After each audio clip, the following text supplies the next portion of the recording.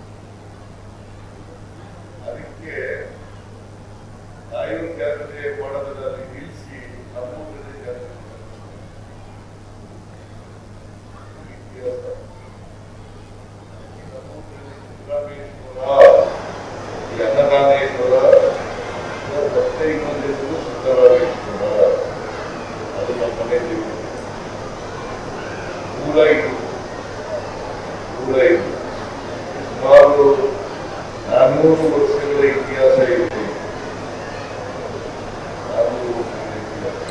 ಅದಕ್ಕೆ ಒಂದು ಜಾನಪದ ಹಾಡು ಹೇಳ್ತಾರೆ, ಅಲ್ಲ ಪಟ್ಟಣದಿಂದ ಬೆಲ್ಲನೆ ಬಂದೆ,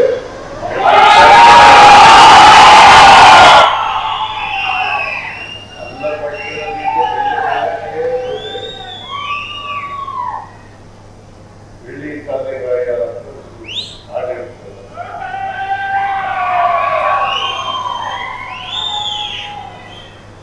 ನಾವೆಲ್ಲ ಆಡ್ತಿದ್ದವರು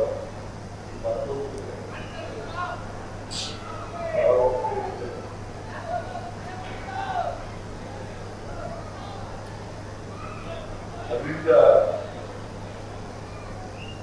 ಕಾಯುವುದಲ್ಲಿ ಒಡೆದು ಮೂಡ್ತು ಅಂತೇಳಿ ಅದೇ ಇದೆ.